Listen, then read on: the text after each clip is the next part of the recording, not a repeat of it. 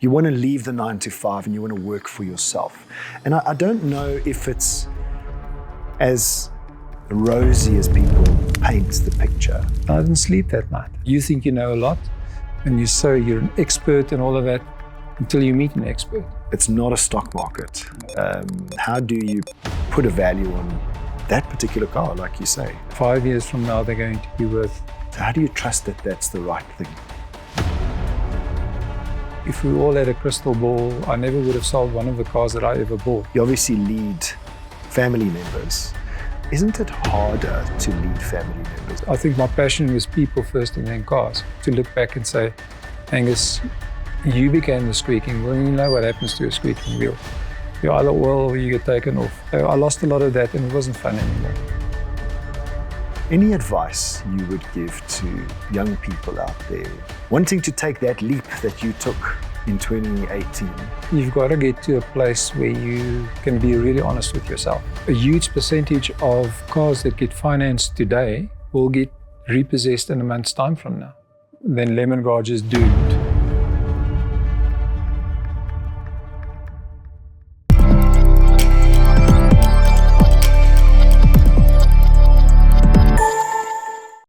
Thank you for having us here.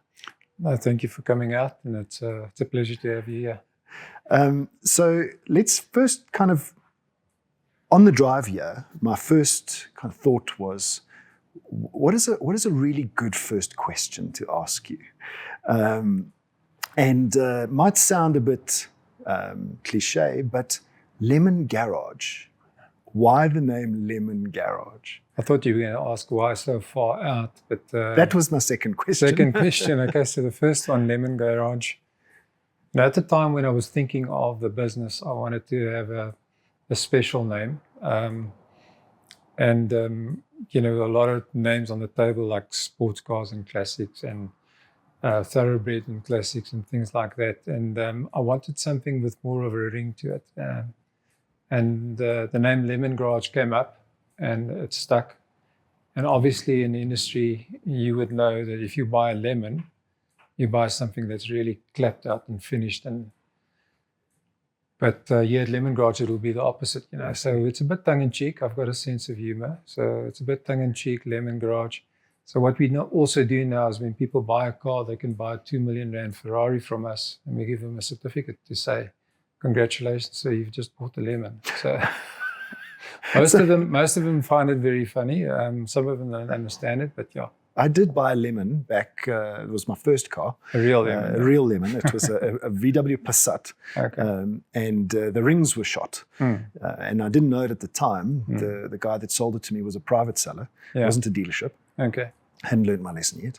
It was a private seller. Not that there's anything bad about private sellers, but you got to check the car out. And the rings were shot. And it was my first go at dismantling an entire engine and reassembling it with my dad. It was a special moment that I'll never forget. And we used the Haynes manual back then. It was the only thing. Google didn't exist.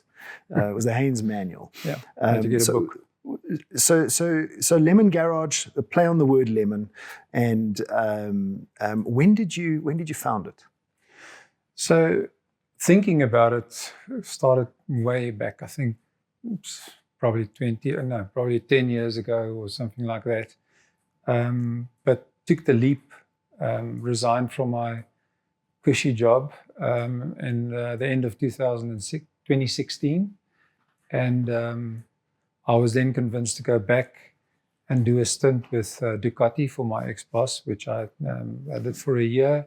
And then at the end of that year, I decided, no, it's time now. So we basically started the business in the beginning of 2018. Just before COVID? Yeah, just before COVID. Oh, wow. Interesting. That is wonderful. And what drove you to classics particularly? Or did you start off as your traditional dealership? No, it was always going to be classics and sports cars. I think from a very, very young age, I was also always fascinated by older cars. I grew up, my brother was quite a few years older than me. He was 16 years older than me. So I grew up in an era where there were a lot of old cars around, and I I was very interested in old cars, and I think from a small boy, I would buy a classic car magazine and just page through it forever. That magazine would last me a month or 2 months, and I would look at all the cars and I would know the prices back to front. So I think older cars has always been something that I've loved. So you launched right into classics and sports cars. Yeah, and obviously I've got a background with Porsche. I was with Porsche for almost 17 years, Porsche South Africa. So Porsches are very special to me. So yeah, a combination of classic and sports cars is what we were always going to do. So then the second question. Yeah. Why? Third question. Yeah. Vanderbijl Park. Well, the second one. Why Vanderbijl Park? Well, I live here. I went to university here, met my wife here. We've got our home here. Our kids were at university here. And I used to travel from here to Johannesburg and Cape Town and Durban every day to go and work. And I wanted a business. I actually prayed for a business that I could do from home with my kids. Interesting. And that's how Lemon Garage started. We started at home at my dining room table. My kids were all around. And then my oldest son, Daniel, was involved from day one. He was still in his third year. And after that, he did honors as well. But yeah, I was in a business selling classic cars with my kids from day one. And that's basically, and you must also remember in the modern world, you can open a business anywhere. Yeah. In the digital era, you can open in a little garage and have a business. Yes. So we also didn't want the city hustle and bustle. I wanted something more calm and rustig. Yeah. Well, the drive here was rustig. Okay. Besides the couple of police that you pass and and roadworks, but the drive is pretty pleasant. Vanderbijl Park is quite a nice town. Is it a city or is it a town? Well, 750,000 people. It's a little bit bigger than a town. Yes. But it's not a city. It's still very, at 8 o'clock at night, everything is closed. Yes. If you want to stay later in a restaurant, you have to make a special arrangement. Really? So it's very much still a dorp, but it's quite big. So what was the very first car you bought? What was the very first leap of faith? The very first car we bought was a Porsche and sold. It was a 991 Carrera, a white one. And it was when this customer, he was an old Porsche customer of mine, and when he heard that I'm doing my own thing, because obviously I WhatsApp and send messages out, and he said to me, if I don't buy my first car from you, then Lemon Garage is doomed. So he was my first customer, and in fact, we are buying that car back today. We're picking it up in KZN, and we'll have it back tomorrow. He's buying another car from us now. That's what, 6 years later? Yeah. Oh, wow. Yeah. Okay. So it was a 911 Porsche. 911 Porsche. One, yeah. And was it scary? I mean, taking this, often people speak about leaving their day job and starting your own business. It's not everybody, but it's a lot of people's dream. Yeah. It's like you want to leave the 9 to 5 and you want to work for yourself. And I don't know if it's as rosy as people paint the picture. Is it as rosy, or are there things you learnt right in the beginning that you thought, well, jeez, I didn't know that? What were your immediate lessons? I will definitely not call it rosy. I think it is exciting and it's terrifying at the same. I don't know how many people I spoke to, friends who've got businesses, and said, well, what can I expect? How long will it take before I start making money? It was very scary. I think to work for a big company is comfortable. Yeah. Okay, you get comfortable in your ways. You get comfortable in what you do. I mean, I was privileged to have a PA, and I had people running around doing things for me. So if I wanted something done, like a roadworthy in a car, there was somebody who did it. Yeah. If I wanted an invoice, there was somebody who did it. If I wanted anything, there was somebody who did it. Now I had to do all of these things myself, because in the beginning it was just me and then Daniel. So everything I had to learn from scratch. It was very scary. My first deal, the deal with this client, I didn't sleep that night. I was waiting for payment to come through from him. So I've already laid out the money, paid for this car, and I didn't have a lot of money. I paid for this car and I was waiting for payment, and it wasn't coming. And I didn't sleep that night. Oh, wow. But it did come through, and the next morning, Daniel and I got in the car and drove and met him halfway near Van Reenens, delivered his car, came back with a trade-in. That was the first deal. Oh, wow. Yeah, very scary though. And that journey along the way, was it that easy with every deal, or have you had some near misses? No, I mean anybody who's in the motor industry would tell you that's not always easy. Some just fall in the basket, and those you do, and it's nice. Most of them though is a lot of hard work. Yeah. Lots of near misses and lots of misses as well. You know, you can't do every transaction that comes across your table. Yeah. So yeah, it's tough, and I think South Africa, the South African motor industry, the environment we are in, is making it tougher for everyone. I think you'll probably know that every dealer that you go to, whether it's a corporate or just a dealership, they will all tell you it's not that easy. It's tough. It's tough. It's very tough. But do you think it's tougher with classic cars, or do you think it's because it's niche, it's a little bit more consistent? The reason we did it is we chose classic and sports cars is because it's niche. We didn't want to be in a business where somebody could choose between 50 cars that's available in the market, make a short list of 3 or 4, and then go and look at that car, because that's how people shop. Yes. They typically go onto the internet, look at a few possible cars, which ones are close to them, and then they shop. But if you want to buy that car there, that TVR Chimera, there's 2 in the country. Yeah. So the chances of somebody else advertising one, if you want one, the chances that you are going to come and look at this car are very good. The same with this Austin Healey. There's not a lot of them in the market. So that's one of the reasons we chose it. The downside is that you are dealing with people that really know a lot about cars. Okay. You think you know a lot, and you say you're an expert and all of that until you meet an expert. You meet an expert in Austin Healey that tells you about the different bolts and where the identification numbers are. And there's a 1 year as well that you know about this one. So you meet a lot of experts in this industry. So your expertise in 2018, it's obviously now the learning curve has been very steep. Yeah. Because you clearly learn from every customer that buys a car from you or sells a car to you. Yeah. Have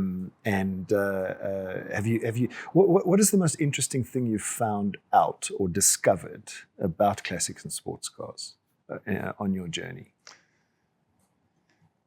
I think the most interesting thing that I found out is that there are so many of them here in South Africa. When I was at Porsche, I wouldn't say I had blinkers on, because I've always liked and loved other cars as well. But I did have blinkers on because I knew there were a lot of Porsches. I know how many new cars we sold, how many pre-owns.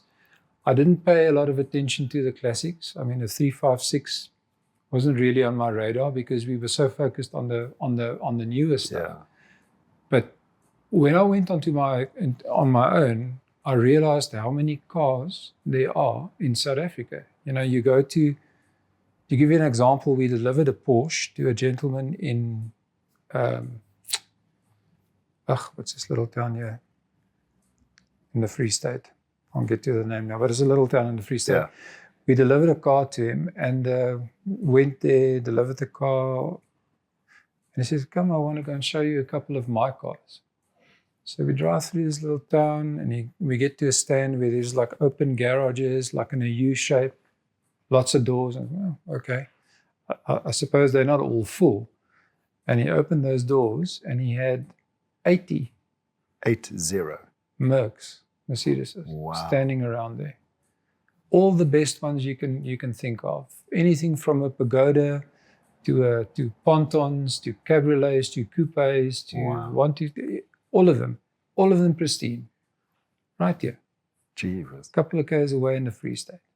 And his drive to collect them? He's that's the thing with South Africans. So most of them are car crazy. Yeah. People don't understand that car craziness. They are car crazy, absolutely. Where do you think it comes from? Probably from our ancestors. I mean, if you look at Europe, the Europeans and the French, the Germans, the Italians, they're all passionate about cars, all passionate about different cars. But I mean, it's all there. That car thing is all there, and I think South Africans are like that as well. So you have a BMW 333i on the floor, red one, beautiful. It was one of my dream cars. Well, the 325 Shadowline was my dream car, but never really thought I could ever afford a 333i back in those days. Yeah. First of all, what is the 333i going for? The asking price of that one is 2.5 million. 2.5 million. And you were telling me earlier on, when the car was new, what did it go for? 68,000 rand. 68,000 rand. Yeah, I still have the car magazine with the ad in it. 333i, 68,000 rand. And you said there are only 40. Well, they made 206. So Okay. it was a car that was South African BMW only. So it was a collaboration between BMW South Africa and Alpina. Yes. So Alpina is the performance house of BMW. And because the E30, that's an E30 BMW, the E30 M3 never came to South Africa. It was a 4-cylinder. They never came to South Africa.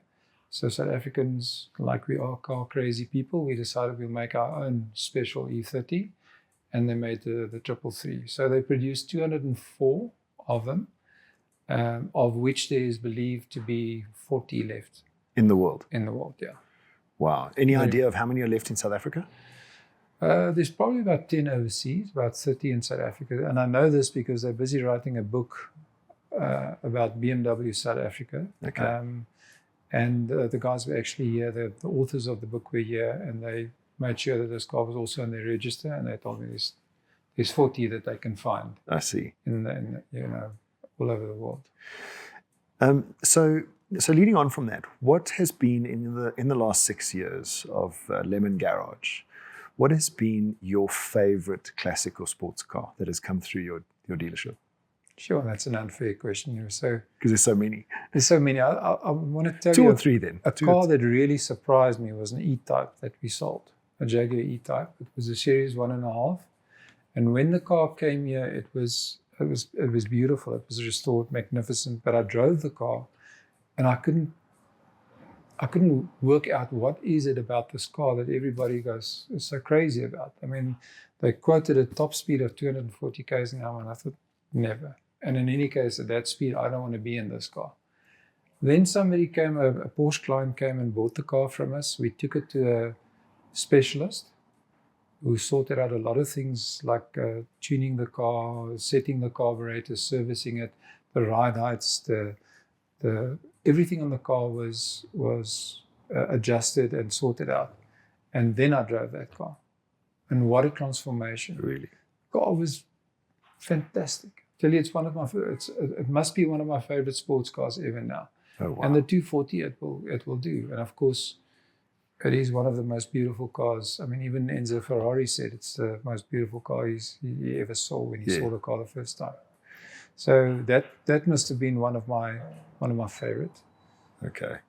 And under the Porsches, there were a lot of favorites. The GT3 RS, the 996 GT3 RS. We've got another example standing on the floor. Very rare car. Only 140 right-hand drives in the world.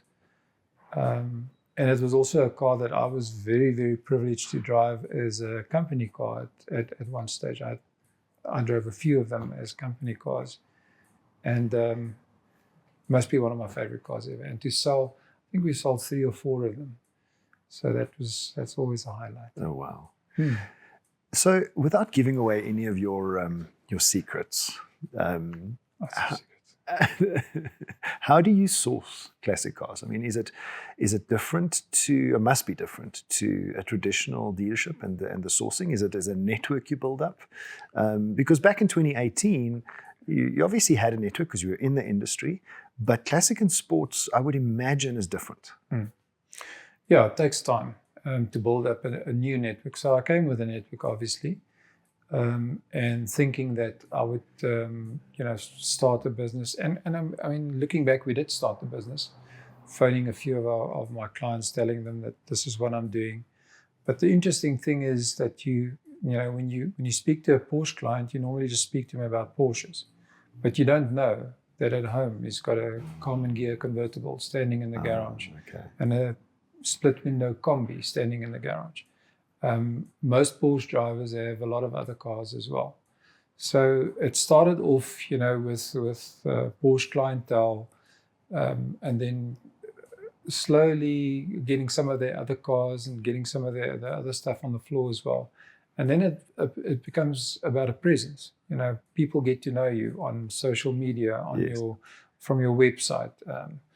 And I mean, we very rapidly grew into a company that we've sold many cars overseas. Okay. Luke was in the gym one day, and a guy phoned him from Ireland. So while he was in the gym, the guy phoned him, "I wanted to speak to you about that Beetle that you have." And at that stage, we had 3 Beetles on the floor, and Luke asked him which one. And the guy said to me, "You've got more." So he sold him 3 Beetles in Ireland while he was in the gym. The payment was done that same day, and then we shipped the cars out for him. Okay. So we very quickly became known internationally and nationally as well. I guess when you have like the 333i, when you have a car that's one of 40 in the world, quite quickly people try and source them. And I suppose specifically from the UK, and because it's right-hand drive. Yeah. Look, it's also a car that is, I would say, probably a lot of differences of opinion of the value of the car. Yeah. So we've got the car at a high price. A lot of people want to buy the car, but they want to spend 2 million on the car, which is fine. That's their perspective, their prerogative to think that's what the car's worth. But for us, if you are one of 40 people in the world that can say, "I own a 333i," yes, then you can almost price it wherever you want to. So that was going to be my next question. How do you price cars? Because this niche of classics, maybe not so much sports car, but specifically classics, isn't like the traditional automotive industry. It's not a stock market. No. How do you put a value on that particular car, like you say? Do you get input from other people? Do you see what they're going for around the world, or is it really just a sense of what you think the car is worth? Look, first of all, you've got to know cars. If you want to price them correctly, you've got to know what you're looking at. So you can look at 5 of the same cars, let's say 5 Austin Healey's standing next to each other. The one on the left could be worth 100,000 Rand, and the one on the right could be worth 2 million Rand, depending on a few different things, depending on the history of the car. That car on the right that's worth 2 million Rand has got a full service history. It's never been in an accident. It's the original color. It's maybe never been restored. There's provenance. There's everything with that car that makes it worth that. That car on that side, this is now the 3rd color that it is. It hasn't got a numbers match engine in it. The wheels are wrong, that type of thing. So you've got to know what you're looking at. And then yes, we use international trends. We look at international trends for the car as well. Not that it's always so easy just to go and buy a car from overseas and bring it back to South Africa. In fact, that's quite difficult. But you want to be able to say that this car's got an international value, because they do. And then you also look at insurance values. So there's quite a few well-established insurance companies over the world that insure classic cars. And they'll give you a very detailed outlay of what the cars are worth, if it's a concourse car or if it's a car that needs work and needs to be restored. Okay. And you can use those as guidelines as well. Okay. It's interesting because I think the value of cars, most of them will obviously depreciate. Most cars depreciate over time, but then there are certain cars that don't. They'll depreciate initially, like the 333, and then they'll start to gain value. How do you spot that? Yeah, it's again, you have to have a feel for the market and quality of a car. Now I've got a collector friend that said to me the other day, there's certain of the alphas that you must now buy. If you can buy them, just buy them, keep them. 5 years from now, they're going to be worth. So how do you trust that that's the right thing? Well, he's a renowned alpha collector, and he's done this a few times before. But yeah, I think if we all had a crystal ball, I never would have sold one of the cars that I ever bought, because they're all worth a lot more now than what I bought them and sold them for. Yes. Now I had a GTV that I went on honeymoon with, that I bought for 28,000 Rand. I sold it for 60,000 Rand when I moved into my house to pay for furniture and lawyers' costs and things like that. And I thought, oh, Angus, that wasn't too bad. You did well. And last year we sold 2 of those for R1 million. Wow. So it's if you had a crystal ball and you could predict that, it would be a lot easier. But I think in general, all cars will appreciate if they're kept well. If it's a classic car, I mean, if you buy a Porsche today, and you keep it, I can guarantee you it'll be worth more in 5 years' time from now, in 10 years' time from now, in 20 years' time from now, it will be worth infinite. Yeah. Wow. That's how it goes. I mean, that's quite an interesting thing you said there, whereas, as you said, all cars will appreciate if kept well. I mean,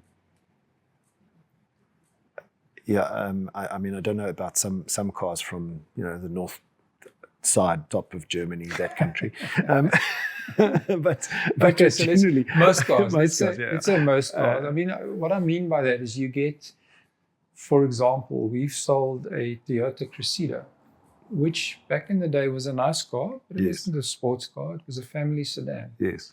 It was a 2.8 twin overhead cam car, nice seats. And I can't remember what they were new, but they were probably like 20,000 Rand or 25,000 Rand brand new. Yeah. We've just sold a one-owner car for 450,000 Rand. Wow. Now, yes, it's 10x its value. Yeah, it's 30 years later or 40 years later and all of that, but still, that car wasn't thrown away. It's not a 20,000 Rand or a cheap jalopy somewhere. It's a 450,000 Rand car, and it was sold because it was well kept, one owner, full service history, original car. And I mean, that car wasn't even on our floor for a week. I suppose it's the original part that makes it. Valuable. Yes. So, how many people work at Lemon Garage? Small organization. I've got 3 of my sons, all 3 of my sons involved, and like I asked for.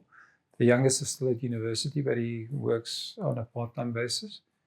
And we've got 1 sales assistant and a cleaner, and that's okay. Yeah. That's nice and tight. So you've been in the industry a long time. How long were you in the industry before 2018? Basically all my life. All your life. So I grew up in a spare shop. My dad and my brother had a spare shop. Grew up there. Went to university, went to the army, came back into the business, and then started with Porsche. It was basically from when I can remember. I suppose that's why you know what points and plugs are. That is why I know what points and plugs are. Yeah. So you grew up in the spares industry. Yeah. And then when was your first stint in a dealership? So I knew Mr. Venter from Porsche. From Porsche. I met him in 1981. I was still at school. And when the spares business started battling a little bit in the late 90s, early 2000s, I phoned Toby and we asked if he had something for us. He said yes. I went for an interview. I was employed and I started in the spares. in the spares department.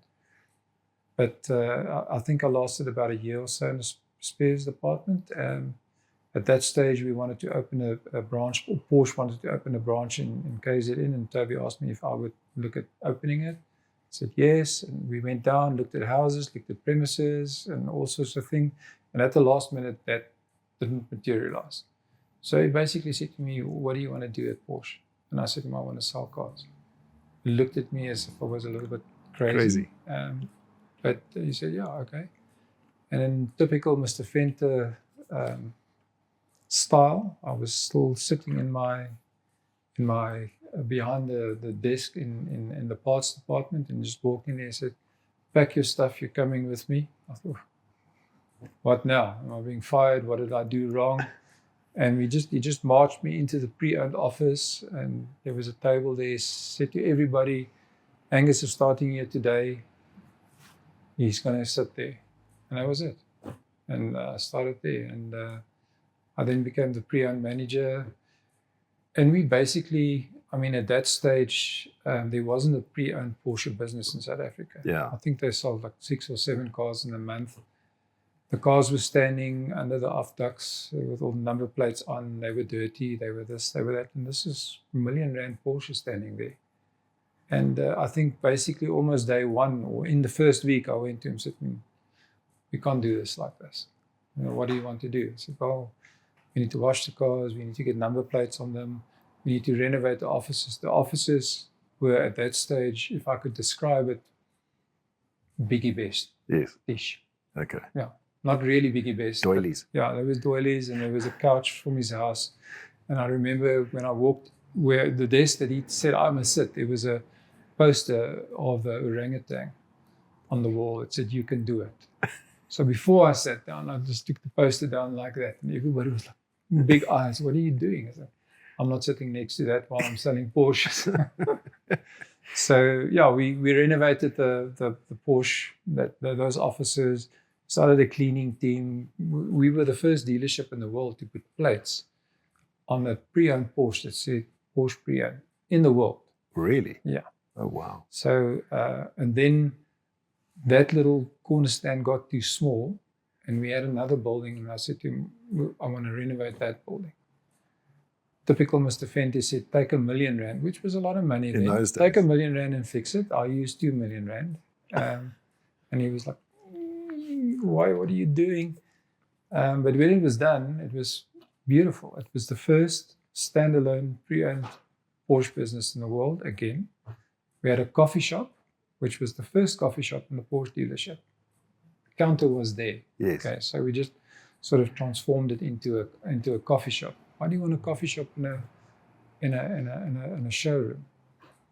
Things like that, like a coffee shop, the pre-owned plates. Yes. Spec boards on cars, things that we all take for granted, but those little things were never there. All those things are now best practices, and if you have a Porsche dealership in the world, you have to have a coffee shop. Yes. Yeah, that's standard. I was there the other day, and they make good coffee. They've always, what gets me is they only put the 911 on the cappuccino. You know, I wish they'd put some other. They have GT4 and Cayman, that stuff as well. But when they designed, when Mr. Venter designed that dealership, he wanted to know where the coffee shop was first. And at that stage, it wasn't world best practice or anything like that. It wasn't CI or anything. Yeah. A coffee shop there, and then we build the rest of the place around the coffee shop. Yeah. And if you go there on a Saturday, the coffee shop is humming. Yeah. And the people sitting, buying. Yeah, looking at Porsches. So your career before Lemon Garage was at Porsche. Yeah. And then you progressed pre-owned manager. Did you go any further than that before? I was national pre-owned manager then after a while as well. When we opened Cape Town, and then Umhlanga, and then Pretoria. I was the national pre-owned manager. And then in 2018, you took the leap to start Lemon Garage. How did Porsche react? Look, I was there for a long time. I was close with Mr. Venter. I knew him basically from when I was a child. So I was close with him, and he did a lot for me. He, we did a lot of things. When I started there, we were 32 people that worked for Porsche. There are now over 500 people working there. So a lot, and I really enjoyed those early days when we did things and changed things and made things entrepreneurial. New. Yeah, it was. It was definitely. And I mean, under his guidance, I'm not saying I did all of that, but under his guidance and with his support, we did a lot of stuff, and it was a lot of fun. But my last 3 or 4 years at Porsche was very corporate. Okay. Lots of meetings, lots of foreigners, and I think it wasn't fun anymore. I lost a lot of contact with clients, interaction with clients, which I loved. Yeah. I still do. I think my passion was people first and then cars. So I lost a lot of that, and it wasn't fun anymore. Okay. And I think I became, I know I became the squeaking wheel. I know that. I think I'm old enough to look back and say, Angus, you became the squeaking wheel. And you know what happens to a squeaking wheel. Yeah. You either oil or you get taken off. Yeah. I think it was probably, I resigned. He wasn't happy because he felt that he'd done a lot for me, and he did. Yeah. I know he did. Yeah. And I know how he must feel. But you must also realize I missed my kids for 17 years of my life. Yeah. I saw them at night and in the morning, and sports events and stuff that I used to go to. But I basically missed them. And I only got to know them now. Yeah. That I see them every day. I work with them. I know what makes them tick. And for me, that was a big driver. A big driver, yeah. So, I mean, you said something interesting there, which is people first, cars second. And if we can kind of go down that rabbit hole a little bit, what do you mean people first, cars second, and specifically related to leading people? Now, you obviously lead family members, and that. Isn't it harder to lead family members than it is to lead employees that are not family? And what are the subtle differences? Because it's probably a lot more difficult to have a fight with one of your own family members than it is to have a fight with an employee. Yes and no. I think a lot of gray areas there, because it is obviously difficult to manage your kids, because you want to be strict, you want to make sure that you teach them the right way, but at the same time you love them as well, and you don't want to smash them or crash them, something like that. But it is actually the same with any other employee as well. You want to discipline with the one hand, but you want to pick up with the other hand, and I think. If you can get that right, then you can manage people well. I'm not saying that I'm managing people well, but I do put a lot of effort into it, because I think it's our mandate. I think it's our mandate as men, as husbands, as fathers, as Christians, to look after people, and looking after people means managing them. Sometimes it's nice. Sometimes you can give a guy a tap on the back and you say, "Well done." Sometimes it's not nice. And you've got to give them a smack on the backside and say, "Nou het jy droog gemaak." But I mean, that's part of what we do. Yes. I mean, I'm sure you can relate to that in your business, just on a much bigger scale, I'm sure. But I think that's vital that we have that, and it's always people first. Can't be anything else first, because without the people, that's nothing. There's nothing.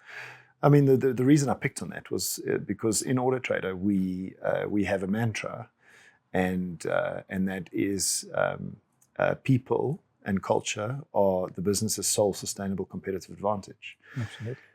For one particular reason, it's the only thing you can't copy. Yeah. Everything else can be copied. Yeah. You can start a website tomorrow. You can copy AutoTrader. You could build the tools that we've got. You can build the business that we've got and you can price the way we do. Yeah. But you can't copy how the people inside that business interact with each other. No.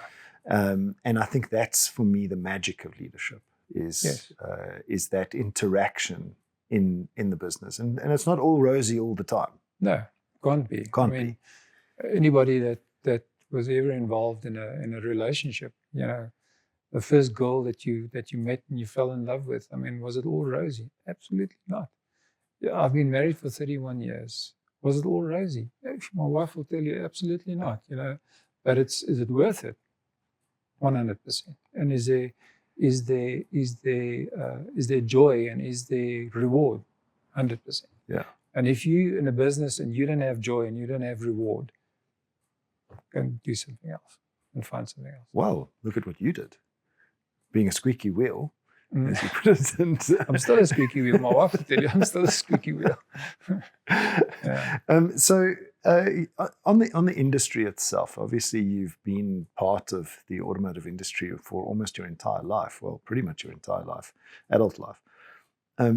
What is your outlook on South Africa's auto industry? What are the things that you think are good, and what are the things you think are not so good? Well, I think one thing that I think is not good, and I think it's not just applicable to the South African auto industry, it's worldwide, is there's too much of a drive and a focus on selling too many cars. And I know it's going to sound hell of a contradictory, but I find it difficult for a manufacturer to say, we are going green.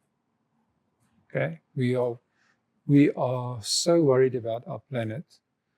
We want to do the right thing, yet they measure the success of their company by their sales targets, by how many cars they can produce and sell. And you and I know that 20% of all cars that get produced in the world don't get sold. They stand somewhere. Now, if you can imagine 1 million people in one place and 1 million cars in one place, what impact has that got on our planet? So I think the industry needs to get away from the PR job, Yeah. and start saying, we care about the planet, we care about the future, we care about where our kids are going to live. So maybe we must just dial down a little bit on how many cars we sell and how many cars we make. Do you think that if that utopia had to exist, people would value and look after their cars more? Yeah. Because the scarcity might just drive people to create more classics. Well, I'm sitting in a classic industry, and obviously I'm going to say let's go for that. But if you can imagine the first manufacturer that comes up, big manufacturer comes up and says, we're going to dial down, we're going to start manufacturing less new cars. We're going to phase it out so that in 10 years from now, we only make a certain percentage new cars. The rest of our tooling, our personnel, our facilities, we're going to use to fix our old cars. We're going to get the old cars back. So you can buy a factory remanufactured Toyota Yaris. Yeah. Okay, it's not new. It's going to be cheaper, but it's a car that we bring back. I don't care if you put an electric motor in it, or if you fix the combustion engine or whatever it is you do, but it's a Toyota remanufactured car that you can buy. We're going to make less new cars. The prices of new cars are going to soar. Yeah. So the guy, like if George Mienie comes and says, I only want to buy a new car. You can buy one, sir, but you're going to pay for it. A heck of a lot of money for it. Yeah. Or you can buy that one. There'll still be jobs. There'll be less cars, is what we want. It's an interesting perspective. It is, but I mean, because profitability it's like you said, will still be there. You use the word utopia. Which company is going to come and say that? I mean, it's all about volume. Yeah, it's all about volume. It's a PR exercise. Yeah, I mean, it's any product in the world. It's a volume game. Electric cars. Yeah. What do you think about electric cars? I think it's part of the solution. Okay. It could be part of the solution. It's not the solution. Can't be. Yeah, I mean, my perspective on electric cars has changed over time, slightly. I think there's too much drive to move to electric cars because of the classic greenwashing, because of the planet, where I think that's a secondary issue, not a secondary issue, a secondary result. The primary driver should be, it's just simpler and better technologies. That should be the primary driver. And I think if consumers got to know that intimately, that it's a better and simpler technology, yes, that potentially could last longer, yes, then the planet is taken care of by default. Yeah, so like I said, I think it's part of the solution. But the way that it is presented now is that it is the solution. There's not going to be any combustion cars anymore. And I think a lot of the big manufacturers have already made a switch. Yeah. They've already said no. Yeah. Well, Jaguar's done it. Yeah. I think. Volvo. Yeah. Volvo's done it. Yeah. Oh, a reverse switch. A reverse switch. Oh, yeah. no. So Jaguar and Volvo haven't, but yes, you're right. Mercedes made a car to replace their C63. It was a flop. Yeah. Because it was a hybrid, and it wasn't as fun as, they didn't have the same performance as the previous car, and their sales went down. So there are a few guys that are making a reverse switch. But I mean, if you take the corporate out of it, if you take the PR exercise out of it, and we sit and we talk just common sense, how can it be the solution? Yeah. How can it be? Where do these cars come from? You have to manufacture them. You have to get a battery for it. Yeah. What do you do with that battery when it's done? Where do you take it? Yeah. Is there a special place for electric car battery that you can get rid of it? Yeah. No, there's not. You're going to throw it away somewhere in the dump. Can you revive it like you can a classic car? Likely not at the moment. No, you've got to destroy that battery. So I think the ultimate solution is getting the consumer to believe in the technology more than saving the planet. I agree with it. But then the ultimate solution is we need to produce less of everything that we are. Consumerism. Consumerism. Yeah. I mean, if you can beat that, maybe we can save the planet. Yeah. Yeah. So what do you think about the new Porsche 911 hybrid? I love it. I love it because they call it a hybrid, but the battery that they use in the car is this big. Mm-hmm. It's the same size as a normal 12-volt battery. Yeah. And the battery spools the turbo. Okay. Only. So it is a hybrid, yes, they are right. But the battery only spools the turbo. So the first time ever Porsche's now gone back to a single turbo since the 964 in the early 90s, the 964 turbo. They've got a single turbo car, but the sole purpose of that battery is to just spool the turbo. So there's no lag. The power's there immediately. So it's not really electric petrol hybrid car, although it is. But I think it's a fantastic. And Porsche is maybe an example of a company that's thinking a little bit further than just let's put a big battery in the front or a big battery. I mean, they've got cars like that. Yeah. Big battery in the front, big battery in the back, and now we've got a car. The 911 I think it's an engineering marvel. It's an engineering marvel, and you'd probably know more than I would. You can't make an electric car with the weight distribution that the 911 has. No. Because of where the engine is. Yes. And so that's the challenge, because the ultimate flagship of Porsche is the 911. Yeah. How do you turn that into electric? So I believe Porsche is working on a synthetic or clean fuel so that they don't have to go electric with the 911 particularly. Another part of the solution. Yeah. I mean, that'll be a much bigger contributor than an electric car. I mean, that would be, if that comes to fruition, that will be mind-blowing. 911, I mean, there's always been talk of making a mid-mounted 911. But that's the Cayman. Exactly. And why would you want to mess with a iconic car like a 911. Exactly. It's like saying you're going to, yeah, no. Angus, any final things you want to unpack or speak about that we haven't touched on? I think you've done a fascinating thing here. You've got a beautiful dealership. I'm curious to know how you, if somebody wants to see a car drive, how you move the Austin out of here. Well, we started. Okay. We started. You met one of the guys this morning, and his job is to make sure that all these cars start. Okay. There's another guy that keeps them clean. So, I mean, even if it's a small business, there's a lot of, I mean, you will know, there's a lot of little cogs in the business, a lot of little gears. So if I want to get in this car now and I want to start it and it doesn't start, it creates another problem. Yeah. We've got a customer getting a little bit irate because we can't get the car to back up because this car, it's just unprofessional and it's, yeah, but I mean, to come back to the space issue, we've got a bit of an issue with space, so we've got to move cars. It's not as if we promote test drives. You know, a guy wants to buy, you know, they don't always have to test drive the car. So you don't typically, your business model isn't getting the customer to go on a test drive, because I mean, I would imagine that it would be dangerous for a classic car dealership to just let any person every second day test drive a classic car. Especially a car like the 333. Yes. I mean, the 333 hasn't gone on one test drive, and I won't let it go on a test drive. So the way we operate now here with, you know, I mean, you arrived here this morning, the doors were closed, the gate was closed.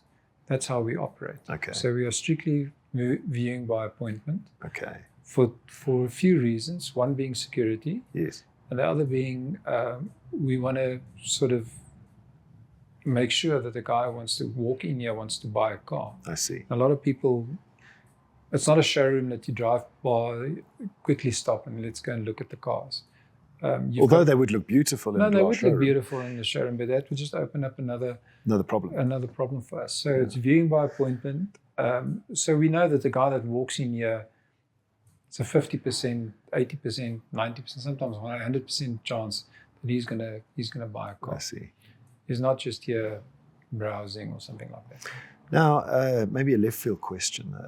The typical classic car buyer, are they a cash buyer, or are they do they raise finance on the cars? Mostly cash. Mostly or cash. Facilities. You know, the guy's got money in a facility. Although a lot of the financial institutions are now starting to look at financing classic cars. I mean, we have financed through one of the mainstream banks a 1975 Ford F100 Bucky. Oh, wow. So it depends on the profile of the customer, obviously. But, I mean, if you really think about it, banks should finance classic cars. Yes. They very specific clientele, very specific car, a car that won't depreciate. Yeah.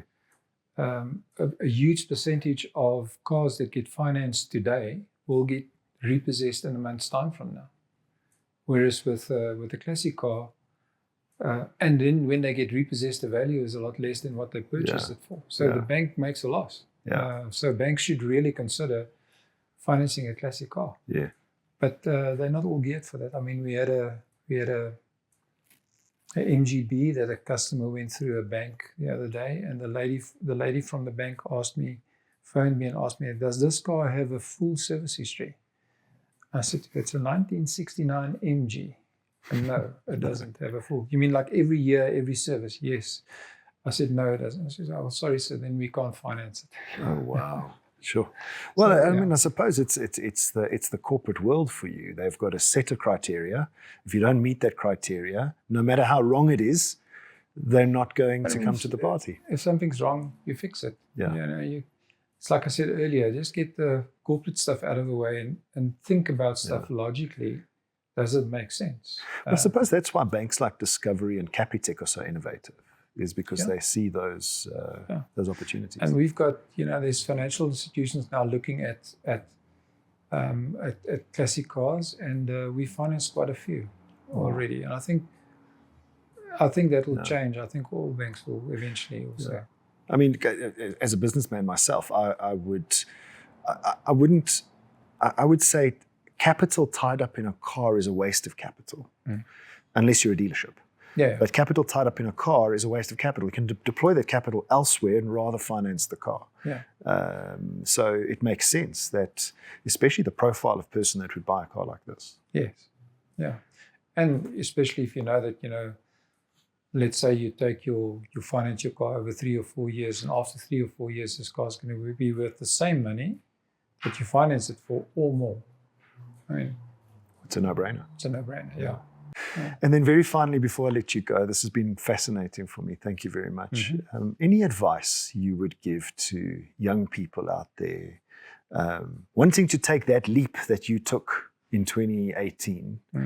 What would your advice be? I would say, you've got to get to a place where you can be really honest with yourself, understand what you want, but once you understand what you want, do what you want, not what somebody else wants you to do. But the trick is to just get to a place where you understand what you want. Sometimes you don't understand it when you're 18 years old, or when you're 25 years old, or sometimes when you're 40 years old. You still don't understand. Yeah. But when you know this is what I want to do, then you must do it. Go full out and do it, and do stuff that you like. If you like digging a hole and fixing a pipe, and you become a plumber, then do it with passion. Yeah. You'll enjoy every day that you go to work. We enjoy. My wife said, I'll show you a WhatsApp the other day where we had a mini moke here. So we've got a cleaning team coming in on a Monday and a Wednesday and a Friday cleaning. And when they come in, they take over everything. So the moke was standing over here. A mini moke is like a 4-seater little open car. And Daniel and I were sitting in the moke with our laptops. That was our office. And so we posted a little video on Instagram, and I said, you guys, you're not working, you're just messing around there. But we're having fun. You're having fun. But that's the trick. Have fun. Have fun with you. Exactly. Angus, that's been fascinating. Thank you, sir. Thank you very much. Absolute pleasure talking to you. Yeah, it was a pleasure to have you. Yeah.